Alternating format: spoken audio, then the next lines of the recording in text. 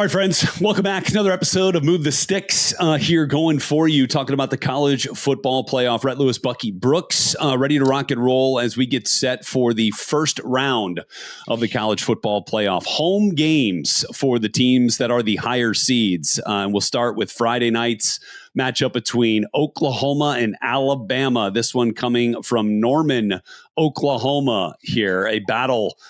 Look, Oklahoma and Alabama, no strangers now these last 2 years. Oklahoma probably feels pretty good about this. So does Bama. Bama's the issue here for me, and we talked a little bit about this with Bruce Feldman, the issue of attrition, especially on the offensive side of the ball in the run game. Can Ty Simpson, really put this team on his shoulders and make it go on the road? That to me is one of the biggest questions. How do you see this one from first glance here, Bud? Look, man, I think it's everything that you talked about. If they're going to have to put it on Ty Simpson's shoulders to do it, then he's going to need his wide receivers to step up. So Bernard and Williams are going to have to play at a high level. Now, if you ask me ahead of the season, I'd be like, hey, that's okay because Ryan Williams is going to dominate. He's one of the best wide receivers in college football, and then whatever. But I'll say this. Last part of the year, he was beginning to look more like himself, beginning to look like he could have flashes of dominance. And if he can just kind of reemerge, he doesn't even have to be wide receiver one. If he can be 1B to what Bernard is doing as 1A, they have enough. And the one thing we do know about that offensive system going all the way back to when they were in Washington, man, they can find the big plays if you give them opportunities, but a lot of it's going to be on the protection. If they protect Ty Simpson well enough, can they find some matchups down the field that allow them to get those explosive plays that lead to points? Yeah, look, Oklahoma was opportunistic the last time these two teams met, which was a 23-21 Oklahoma win. Eli Bowen had the 87-yard pick six. They blocked a field goal attempt. They got points off short fields after long punt returns. That's how you win. That's how you win football games against really high caliber competition. You got to take advantage of opportunities, and Alabama made too many mistakes. Yeah, but can you count on that all over again? No, you can't. Can you count? Can you count on the horseshoes and the lucky rabbit's feet to pull you out of that? I think if you're Alabama, you may take even more confidence from that, saying, guys, if we don't turn the ball over, we're going to have an opportunity because Oklahoma's offense can't put up enough points. And as Bruce talked about, 21 being the magic number, if I am Alabama, and it's going to be hard to have this conversation with Ryan Grubb to be like, hey, man, if we don't turn it over, if we just kind of nickel and dime and find a way to take 3 here and 7 there and 3 here, we can manufacture enough points to win the game. But if Bama takes that approach, they 100% should be able to go on the road and beat Oklahoma in Norman. Yeah, and look, that's Oklahoma has been offense deficient. Let's just put it that way. They're 95th in college football in terms of yards per play, 89th in points per drive. Look, not a terrific way to enter the CFP, but look, they've been getting it done, as we said, relying on other factors and other ways to manufacture points. That's going to be tough to rely on that again. They're going to need more from John Mateer and company. I think that's pretty clear.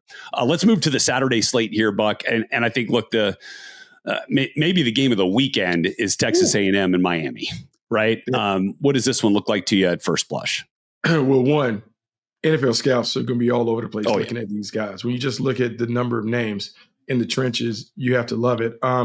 When I think about Miami, going back and looking at how the battle was won, the most experienced quarterbacks led the longest playoff runs. And so if you think about Carson Beck being a guy who has played a ton of football, he's played a ton of high leverage games, he understands the moment. This might be his showcase. Regardless of what we talk about in terms of draft position and those things, that experience could matter. And because so many people were so vocal about Miami getting in, do they deserve it or not? I feel like this is just what Mario Cristobal wants. A little edginess from his Miami Hurricanes taking on, look, a Texas A&M team that also has a little edge to it after losing to their rival, the Texas Longhorns. Yeah, and I'm curious to see how the defenses really kind of play into this thing in terms of havoc created, in terms of, big plays created, impact plays, and can you force, especially with A&M, like, can you force Miami into, non-advantageous situations in terms of down and distance. Can you force Carson Beck to force one into coverage, right? Can you get a little pressure to take advantage of some of the mistakes that we've seen in the losses that Miami has had? And that to me, it will be one of, like, if Carson Beck stays clean, I feel pretty good about Miami, especially with the way that they can play on the other side of the ball. Yeah, because on the other side of the ball, Ruben Bain is terrific. Now, I think this is a big game for him because from a draft standpoint, people are wondering, can he be dominant enough to be a number one pass rusher at the next level? And now you're playing against an athletic quarterback in Marcel Reed who can give you problems inside and outside the pocket. So his power rushing play, his ability to dominate on the edges is going to show up. For A&M, sometimes loss is going right into it. I mean, I just think about Ohio State last year. It's just the wake-up call that you need to be able to reset, refocus, and kind of get back on track in terms of the way that you want to play. I am so fascinated by what Mike Elko will do to have his team ready, not only like mentally, but from a schematic standpoint to really throw some stuff at this Miami Hurricanes team that could give them problems. How do you think this – I feel like this matchup in particular is one to watch in terms of the home field advantage, with two, kind of as close to evenly matched teams as we'll see on Saturday, right, with the other two matchups that we'll get to. How does the fact that this is at Kyle Field and College Station play into Texas A&M's hands with Miami? That's why I love this part of the playoff. I mean, it's everything because you think about that defense being frothy and what they want to do to change the picture, pre-snap, post-snap, all of that, the jumps that the pass rushers are going to get on Carson Beck in terms of just being able to anticipate it, particularly as you talk about those favorable long yardage situations, got to have it, pass situations. I think it's a huge advantage. And it's one that I look for. I think last year, all the home teams won? I think all the home teams won. Yeah, I think it's a huge advantage. And for Texas A&M, it should be a significant advantage because they didn't play their best the last time we saw them. They're a much better team. They've been a dominant team all year. I expect us to see more of that version of the Aggies than the version that we saw the last time they were on TV. Yeah, and look, I think I like Marcel Reed in clutch time. I mean, we saw that against Notre Dame, right, at the very end to go and get that dub. So I would give that edge. Marcel Reed maybe a little bit over Carson Beck at this point in those types of situations. With the game on the line. So, that one's going to be worth the price of admission 10 times over. Yeah, with it. And I will say this. Yeah. Remember, the Texas game, Marcel Reed has an injury. He had an injury. He goes out for a couple of series with the knee, and I actually thought he was done. But then he comes back and plays. So now he's had a little time to recover from that. Do we see the superstar version of Marcel Reed that we've seen for most of the year? Yeah. Okay. Next up, we get the two non-power conference entries into the college football playoff. It's number 11 Tulane at number 6 Ole Miss. Now, we've seen this matchup before, and it was a beatdown. Ole Miss took care of business the way you would expect an SEC team to do against a team from the American Conference. And then we look at James Madison. James Madison going across the country to battle the Oregon Ducks at Autzen Stadium. Let's first start with the matchup we've already seen. Does Tulane make this a more compelling game this time around in the CFP in Oxford? I wish I could fast forward and know if Lane Kiffin's going to take John Summerall up on his offer to sit in the coach's box with them. Because then if that's the case, that's pretty good, right? If that's the case, then it's going to be a different game. I think the playoff pressure makes the game tighter than it was in the regular season. Just because of the winner go home implications, I think Ole Miss plays a little tighter despite being the prohibitive favorite and knowing that they have waxed Tulane before. That matters. And also the disruption in schedule in terms of the assistant coaches not coming, then they're coming and trying to put together a game plan in Pete Golden's debut. I think it's a little bumpy for them early, but at the end of the day, the superior talent wins out. And that's why I'm going to lean towards Ole Miss being able to kind of get it done again, but not by the same margin that they won the first time. Yeah. I think this will be a tighter game. And I think this one, though, ultimately, it's just so difficult. It's it's easy to pick the upset here because nobody's going to remember it if it doesn't happen. But look, yeah, if you pick the upset, then and you come out on top, great. You're Nostradamus. But I don't see a path for Tulane against this Ole Miss team, even though they've had the coaching transition. But I do think that's maybe part of what makes this just a little bit tighter. Although Tulane's, even though John Summerall's still there, like Tulane's been dealing with that as well. So I think there's a lot of transition there. But ultimately, I think this one is a little bit closer. James Madison and Oregon, man, that's an interesting one. Oregon, without the full attention of Will Stein and Tosh Lupoi, who have both taken the Oregon Ducks offensive and defensive coordinators respectively, have both taken head coaching jobs. Will Stein going to Kentucky and Tosh going to his alma mater at Cal. How do you think that affects Dan Lanning? Or you think he's the type of coach that, whatever gaps I got to fill, they're going to get filled? And there's no, not to say that there was going to be an excuse, but there's no lack with this Oregon teams in terms of coaching staff and in terms of preparation. That's the kind of the way that I feel. Like, I think Dan Lanning's the type of coach that does not let something like this affect them that way. How do you see that piece of it for Oregon? Okay, so look, we're talking about the guy who Fredo's principal playing the bell before they did Wisconsin 2 years ago. The whiteout thing, in State, the way that he stuck it to Oklahoma State. It doesn't matter if he's coaching the team by himself. Oregon is going to be ready to play, because the one thing we know about Dan Lanning, he is going to be about his business when it comes to this. This team is going to be on edge. Look, man, of all the matchups that I'm worried about, I was worried about JMU having to go all the way across country to take on Oregon, because this one, we can talk about David and Goliath, but I don't like the way this looks from beginning to end. I think Oregon rolls, and I think this is going to be a nice opportunity for the world to be exposed to the tight end, who I think is terrific, in Kenyon Sadiq. Yeah. I think Oregon is going to put all of this on display so they can get ready for the next round. Like, to me, not that this is a preseason game, but they're going to have an eye towards the next round. They want to play well, so they build some momentum going into the next round of the tournament. Yeah, I agree with you. Now, this is an interesting, discussion point for Dante Moore. Do you feel like his performance in the CFP affects at all his decision-making when it comes to the draft? You know what?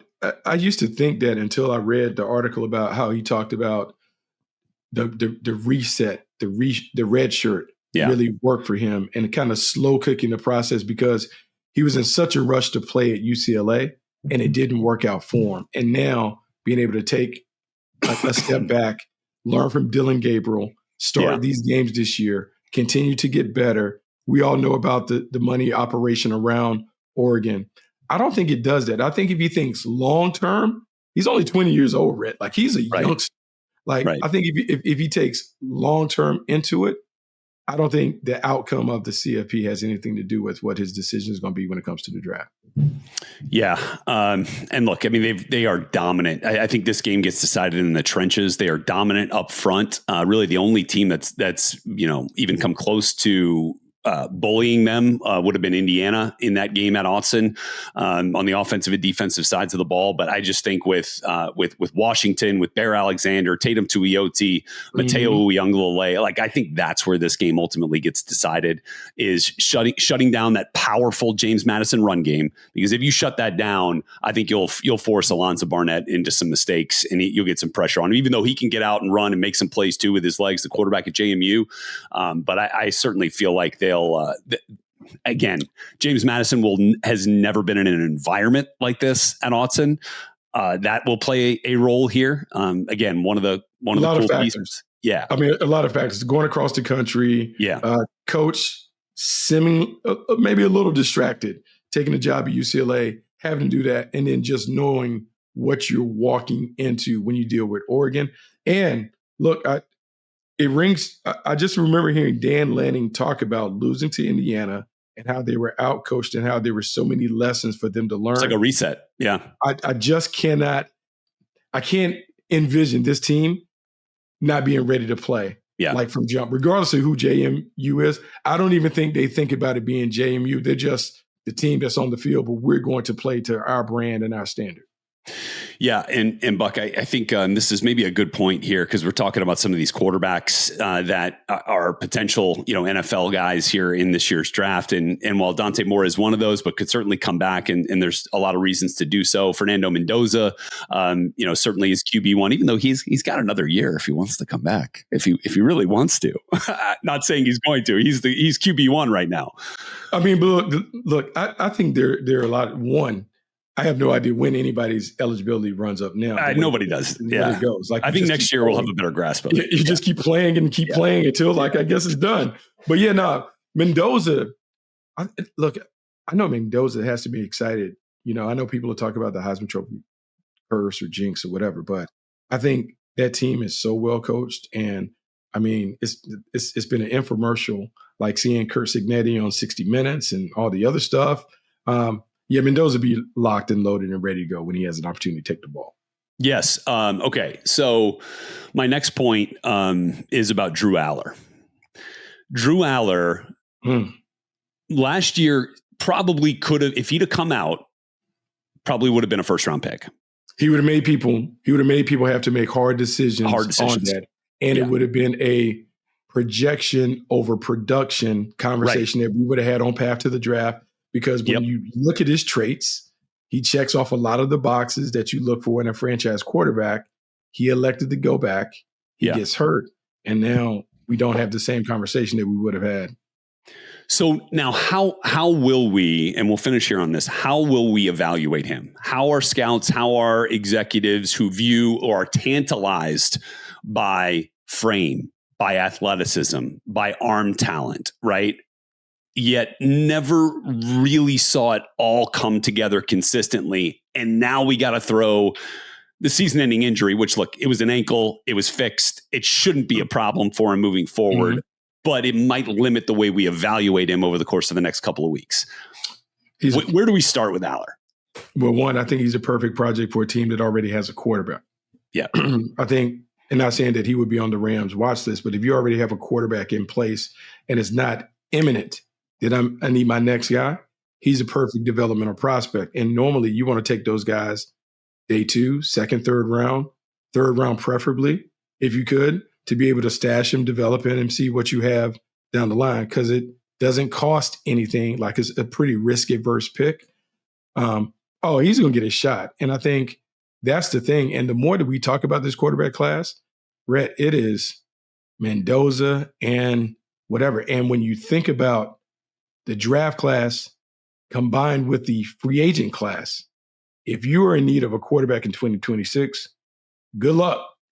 Yeah. I mean, good luck, because the supply just isn't there for the demand that we have. We talk about, if you talk about the Jets need one, the Raiders need one, the Browns, there's so many teams that need them. There's just not enough. So you're going to have to throw some darts up there. That's what you got to do. And hope that your scouts and hope that your evaluation process unearths all the goods you need to feel comfortable about that situation. Look, we've seen it happen before. But you know what? I can't wait. I can't wait till the calendar flips. And then on path to the draft, we talk about these quarterbacks and the ones that we dismiss so mightily in the fall. Ooh. Oh, yeah. We're back. We're back on them. We're back on them. Combine. We're back. You never know. The combine was great. Look at the tools. Yes. Oh, the path to the draft, folks, is a tricky journey, but one that is full of drama, twists and turns, and always entertaining. Just like this episode of Move the Stakes. We appreciate you guys for being aboard here. Enjoy the college football playoff this weekend. We look forward to being back with you next week for a bunch more reaction to CFP and a big weekend of NFL football as we get down into this final stretch of this regular season.